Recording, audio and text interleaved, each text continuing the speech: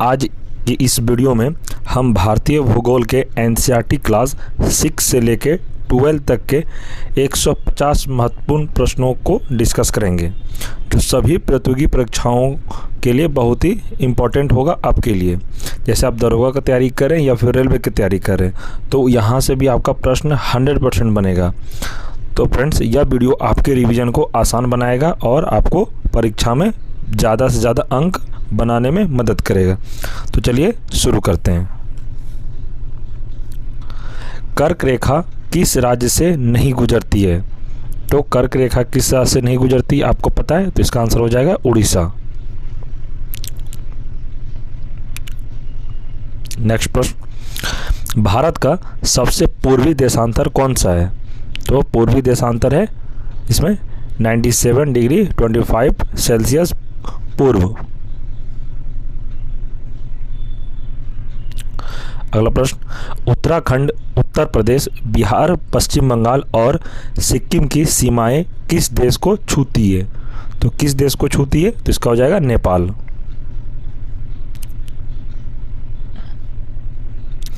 अगला देखते हैं, ग्रीष्मावकाश में आप यदि कवरत्ती जाना चाहते हैं तो किस केंद्र शासित क्षेत्र में जाएंगे? तो क्या हो जाएगा इसका? तो लक्षद्वीप हो जाएगा। मेरे मित्र एक ऐसे देश के निवासी हैं जिस देश की सीमा भारत के साथ नहीं लगती है, आप बताइए वह कौन सा देश है? तो ये हो जाएगा तजाकिस्तान। फ्रेंड्स, आप इस वीडियो को 1 से 2 बार देख लीजिए, आपको याद हो जाएगा पूरा का पूरा क्वेश्चन और आंसर। हिमालय के सबसे दक्षिणी भाग को क्या कहा जाता है? तो हिमालय के सबसे दक्षिणी भाग को क्या कहा जाता है आपको पता है? इसका आंसर है, तो इसका हो जाएगा शिवालिक। सह्याद्री को अन्य किस नाम से जाना जाता है? तो इसका आंसर हो जाएगा पश्चिमी घाट को। पाक जल संधि किन देशों के बीच स्थित है?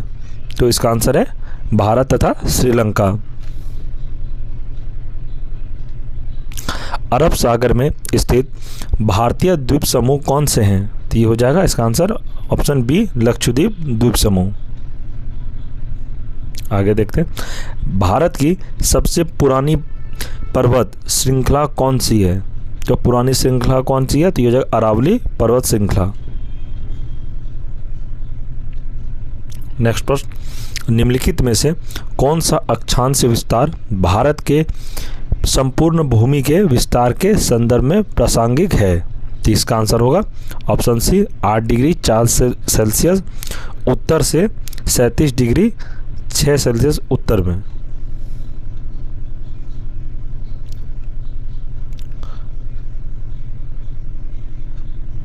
आगे देखते हैं, निम्नलिखित में से किस देश की भारत के साथ सबसे लंबी स्थलीय सीमा है? तो इसका आंसर हो जाएगा ऑप्शन ए, बांग्लादेश। आगे, निम्नलिखित में से कौन सा देश क्षेत्रफल में भारत से बड़ा है? तो क्षेत्रफल में भारत से कौन बड़ा है? तो इसका आंसर हो जाएगा चीन। आगे प्रश्न, निम्नलिखित यमोत्तर में से कौन सा भारत का मानक यमोत्तर है? इसका आंसर होगा ऑप्शन सी, 82 डिग्री 30 सेल्सियस पूर्व में। अगले देखते हैं, अगर आप एक सीधी रेखा में राजस्थान से नागालैंड की यात्रा करें तो निम्नलिखित नदियों में से किस एक को आप पार नहीं करेंगे? तो इसका आंसर होगा ऑप्शन बी, सिंधु को। आगे देखते हैं, एक स्थलीय भाग जो 3 ओर से समुद्र से घिरा है, तो इसका आंसर होगा ऑप्शन बी, प्रायद्वीपीय। आगे देखते हैं, भारत के पूर्वी भाग में म्यांमार की सीमा का निर्धारण करने वाला पर्वतों का संयुक्त नाम क्या है? तो इसका हो जाएगा पूर्वांचल। पूर्वी घाट का सर्वोच्च शिखर क्या है? तो इसका हो जाएगा जिंदगड़ा। आगे, करेवा भू आकृति कहाँ पाई जाती है? तो कहाँ पर पाई जाती है? इसका answer option D, Kashmir Himalaya में। अगला देखते हैं, निम्नलिखित में से किस राज्य में लोकटक झील स्थित है? तो इसका होगा मणिपुर, ऑप्शन बी। अगला प्रश्न, अंडमान और निकोबार को कौन सा जल क्षेत्र अलग करता है? तो कौन सा जल क्षेत्र अलग करता है? इसका आंसर हो जाएगा ऑप्शन डी, अंडमान सागर। अगला, डोडा बेटा चोटी निम्नलिखित में से कौन सी पहाड़ी श्रृंखला में स्थित है? तो इसका आंसर होगा ऑप्शन ए, नीलगिरी पहाड़ी पर स्थित है। अगला देखते हैं, वुलर झील निम्नलिखित में से कहाँ स्थित है? तो इसका हो जाएगा जम्मू कश्मीर। आगे, नर्मदा नदी का उद्गम कहाँ से है? तो नर्मदा नदी उद्गम कहाँ से? ये हो जाएगा ऑप्शन बी, अमरकंटक से। निम्नलिखित में से कौन सी लवणीय जलावली झील है? तो इसका आंसर है ऑप्शन ए, सांबर झील। निम्नलिखित में से कौन सी नदी प्रायद्वीपीय भारत की सबसे बड़ी नदी है? तो ये हो जाएगा ऑप्शन बी, गोदावरी। नेक्स्ट देखते हैं, निम्नलिखित नदियों में से कौन सी नदी भ्रंश घाटी से होकर बहती है? तो हो जाएगा ऑप्शन डी, तापी। चलिए नेक्स्ट प्रश्न की ओर। निम्नलिखित में से कौन सी नदी बंगाल का शोक के नाम से जानी जाती थी? तो ये आपका हो जाएगा दामोदर नदी। अगला देखते हैं, निम्नलिखित में से किस नदी की द्रोणी भारत में सबसे बड़ी है? तो जो सबसे बड़ी द्रोणी नदी कौन सी है? तो ये हो जाएगा गंगा नदी। आगे, निम्नलिखित में से कौन सी नदी पंचनद में शामिल नहीं है? तो ये हो जाएगा सिंधु। अगला देखते हैं, निम्नलिखित में से कौन सी नदी भ्रंश घाटी में बहती है? तो ये जाएगा कौन सी नदी जो भ्रंश घाटी में बहती है? तो ये जाएगा नर्मदा नदी। अगला देखते हैं, निम्नलिखित में से कौन सा अलकनंदा व भागीरथी का संगम स्थल है? तो ये हो जाएगा देवप्रयाग का। आगे प्रश्न, नीचे दिए गए स्थानों में से किस स्थान पर विश्व में सबसे अधिक वर्षा होती है? तो ये हो जाएगा मासिन राम में। विश्व में सबसे अधिक वर्षा मासिन राम में होती है, ये आपको याद रखना है। ग्रीष्म ऋतु में उत्तरी मैदानों में बहने वाली पवन को निम्नलिखित में से क्या कहा जाता है? तो क्या कहे इसको? ये लू कहा जाता है।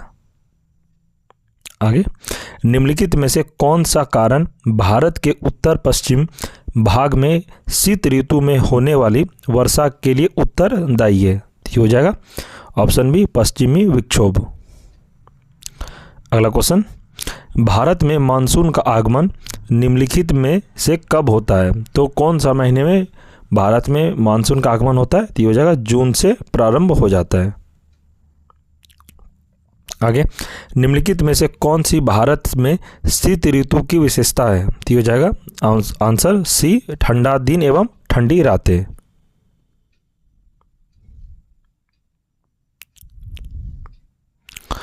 अगला प्रश्न, विश्व में सबसे अधिक वर्षा वाला क्षेत्र कौन सा है?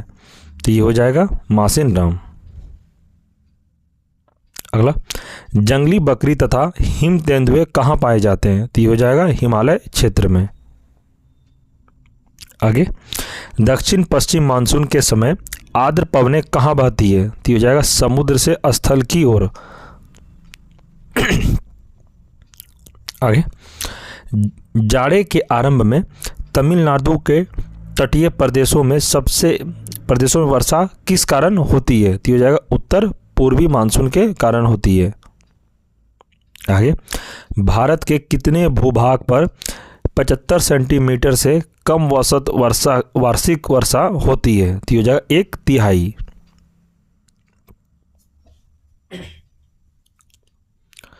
अगला प्रश्न, हिंदी भारत के संदर्भ में कौन सा तथ्य ठीक नहीं है? तो ये हो जाएगा ऑप्शन सी, यहाँ तापमान सारा वर्ष ऊंचा रहता है।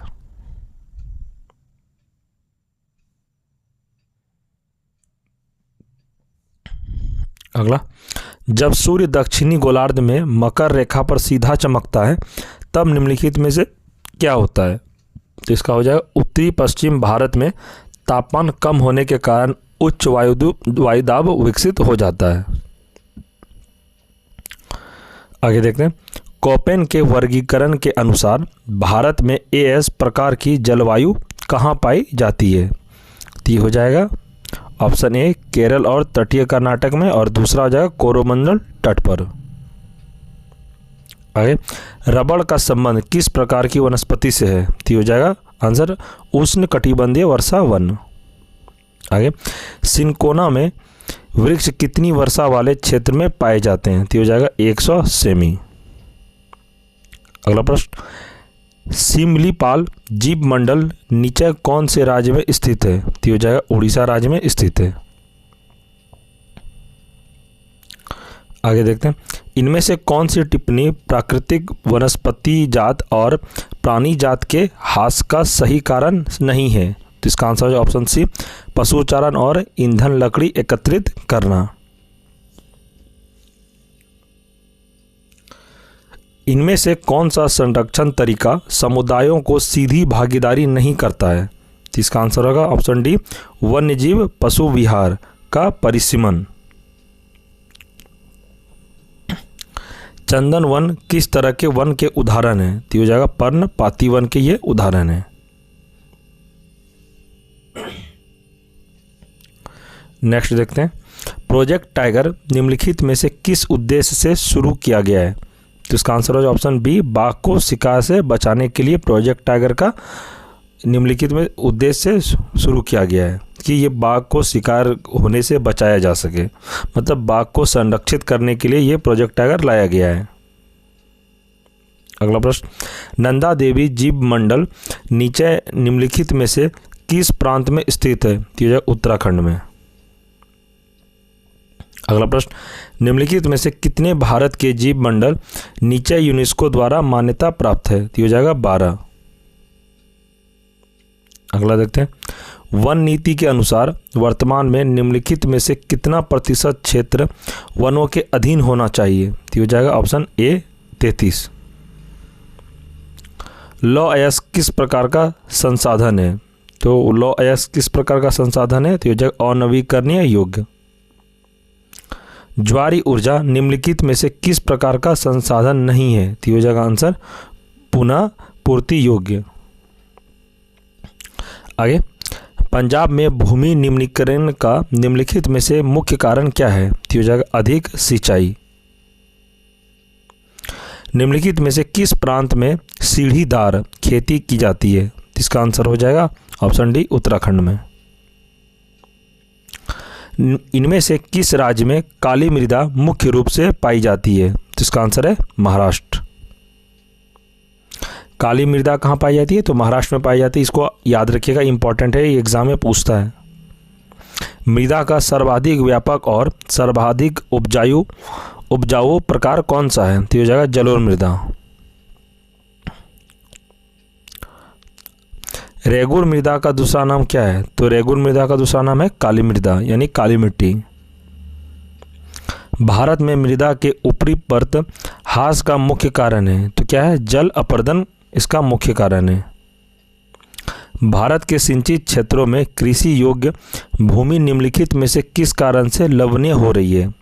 तो इसका आंसर है अति सिंचाई जो हो रही, इसी वजह से ये ज़्यादा लवणीय हो रही है। इनमें से भारत के किस राज्य में बाढ़ अधिक आती है? तो ये हो जाएगा असम में। भारत में जो सबसे ज़्यादा जो बाढ़ आने का जो होता है राज्य, तो ये है असम। आगे, उत्तराखंड के किस जिले में मालपा भूसंकलन आपदा घटित हुई थी? तो हो जाएगा पिथौरागढ़ में। आगे, इनमें से कौन से राज्य में सर्दी के महीनों में बाढ़ आती है? तो ये हो जाएगा आंसर तमिलनाडु। इनमें से किस नदी में माजुली नदी द्वीप स्थित है? तो हो जाएगा ब्रह्मपुत्र में स्थित है ये। बर्फानी तूफान किस तरह के प्राकृतिक आपदा है? तो हो जाएगा वायुमंडलीय। फ्रेंड्स, अगर आप बीपीएससी टीआरई 4 के लिए तैयारी कर रहे हैं तो आप अगर यहाँ से फुल्ली देख लेते हैं एक बार, तो आपके लिए एक भी क्वेश्चन नहीं छूटेगा इसमें से। आगे देखते हैं, निम्नलिखित में से कौन सा उस कृषि प्रणाली को दर्शाता है जिसमें एक ही फसल लंबे चौड़े क्षेत्र में उगाई जाती है? तो जो ऑप्शन बी रोपण कृषि। इनमें से कौन सी रबी फसल है? तो ये जाएगा चना। इनमें से कौन सी एक फलीदार फसल है? तो ये जाएगा दाल। जो फलीदार फसल इसी को कहते हैं, दाल को। निम्नलिखित में से कौन सा खनिज अपक्षीय पदार्थ के अवशिष्ट भार को त्यागता हुआ चट्टानों के अपघटन से बनता है? तो इसका आंसर हो जाएगा कोयला। आगे, झारखंड में स्थित कोडरमा निम्नलिखित में से किस खनिज का अग्रणी उत्पादक है? इसका आंसर हो जाएगा अवक्र। आगे, निम्नलिखित चट्टानों में से किस चट्टान के स्तरों में खनिज का निक्षेपण और संचयन होता है? तो इसका आंसर हो जाएगा तलछटी चट्टानें। मोनोजाइट रेत में निम्नलिखित में से कौन सा खनिज पाया जाता है? तो कौन सा खनिज पाया जाता है? ये हो जाएगा थोरियम। निम्नलिखित में से कौन सा उद्योग चूना पत्थर को कच्चे माल के रूप में प्रयुक्त करता है? तो इसका आंसर हो जाएगा सीमेंट को। निम्नलिखित में से कौन सी एजेंसी सार्वजनिक क्षेत्र में स्टील को बाजार में उपलब्ध कराती है? तो इसका आंसर है सेल। आगे, निम्नलिखित में से कौन सा उद्योग बॉक्साइट को कच्चे माल के रूप में प्रयोग करता है? इसका होगा एल्युमिनियम प्रगलन। अगला, निम्न में कौन सा उद्योग दूरभाष कंप्यूटर आदि संयंत्र निर्मित करते हैं? तो इसका हो जाएगा इलेक्ट्रॉनिक। कौन सा औद्योगिक अस्थापना का एक कारण नहीं है? तो जाएगा जनसंख्या घनत्व। आगे देखते हैं, भारत में सबसे पहले स्थापित की गई लौह इस्पात कंपनी निम्नलिखित में से कौन सी है? तो ये जाएगा ऑप्शन बी टाटा लौह एवं इस्पात कंपनी। आगे, मुंबई में सबसे पहला सूती वस्त्र कारखाना स्थापित किया गया क्योंकि?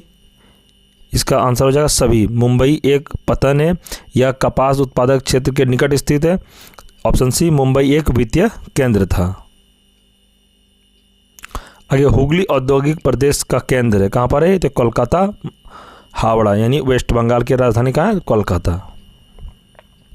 निम्नलिखित में से कौन सा चीनी का दूसरा सबसे बड़ा उत्पादक है? तो हो जाएगा उत्तर प्रदेश। और उत्तर प्रदेश की राजधानी कहाँ है? तो लखनऊ है। निम्न में से कौन से दो दूरस्थ स्थित स्थान पूर्वी पश्चिमी गलियारे से जुड़े हैं? तो इसका आंसर हो जाएगा ऑप्शन बी सिलचर तथा पोरबंदर। आगे देखते हैं, निम्नलिखित में से परिवहन का कौन सा साधन वाहनांतरण हानियों तथा देरी को घटाता है? तो ये जाएगा रेल परिवहन। निम्न में से कौन सा राज्य हजीरा विजयपुर जगदीशपुर पाइपलाइन से नहीं जुड़ा है? तो ये जाएगा महाराष्ट्र। अगला प्रश्न देखते हैं, इनमें से कौन सा पतन पूर्वी तट पर स्थित है जो अतः स्थलीय तथा अधिकतम गहराई का पतन है तथा पूर्ण सुरक्षित है? तो इसका आंसर है ऑप्शन डी विशाखापट्टनम। निम्न में से कौन सा परिवहन साधन भारत में प्रमुख साधन है? तो ये जाएगा रेल परिवहन। निम्न में से कौन सा शब्द दो या दो से अधिक देशों के व्यापार को दर्शाता है? तो इसका आंसर हो जाएगा ऑप्शन बी अंतर्राष्ट्रीय व्यापार। प्रदेशीय नियोजन का संबंध है किससे है? तो ऑप्शन बी क्षेत्र विशेष के विकास का उपागम। अगला, भारतीय रेल प्रणाली को कितने मंडलों में विभाजित किया गया है? तो इसका आंसर हो जाएगा ऑप्शन 18, मतलब ऑप्शन डी 18 हो जाएगा आंसर। अगला, राष्ट्रीय जल मार्ग संख्या 1 किस नदी पर तथा किन दो स्थानों के बीच पड़ता है? तो इसका हो जाएगा ऑप्शन बी गंगा हल्दिया इलाहाबाद में। अगला, निम्नलिखित में से किस वर्ष में पहला रेडियो कार्यक्रम प्रसारित हुआ था? तो इसका आंसर है ऑप्शन डी 1923। दो देशों के मध्य व्यापार कहलाता है, क्या कहलाता है? अंतर्राष्ट्रीय व्यापार। निम्नलिखित में से कौन सा एक स्थल बौद्ध पोताश्रय है? तो इसका आंसर है विशाखापट्टनम। आगे, भारत का अधिकांश विदेशी व्यापार वाहन होता है, कहाँ से होता है? समुद्र और वायु द्वारा। निम्नलिखित में से किस क्षेत्र में प्रवास आबादी की संख्या वितरण एवं संरचना में परिवर्तन लाता है? तो इसका आंसर ऑप्शन सी, प्रस्थान एवं आगमन दोनों क्षेत्रों में। जनसंख्या में बच्चों का एक बहुत बड़ा अनुपात निम्नलिखित में से किसका परिणाम है? इसका आंसर हो जाए उच्च जन्म दर। निम्नलिखित में से कौन सा एक जनसंख्या वृद्धि का परिमाण दर्शाता है? तो इसका आंसर ऑप्शन बी, प्रत्येक वर्ष लोगों की संख्या में होने वाली वृद्धि।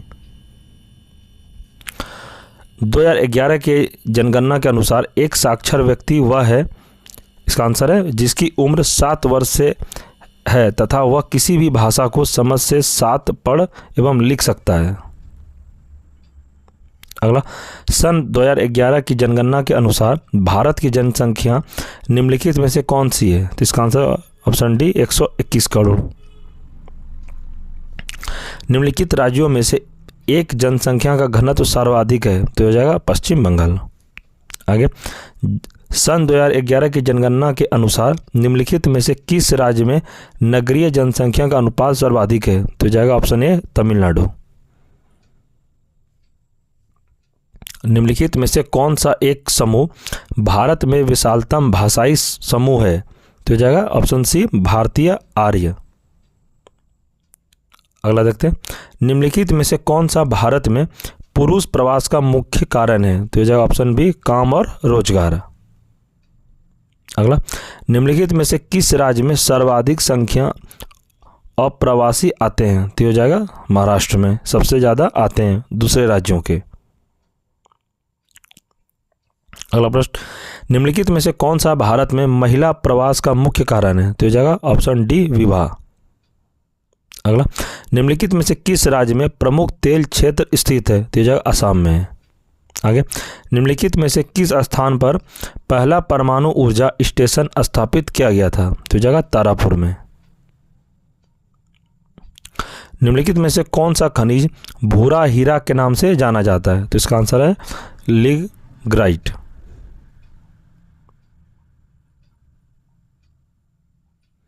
अगला देखते हैं, निम्नलिखित में से कौन सा ऊर्जा और नवीकरणीय स्रोत है? तो इसका आंसर हो जाएगा ऑप्शन सी, ताप।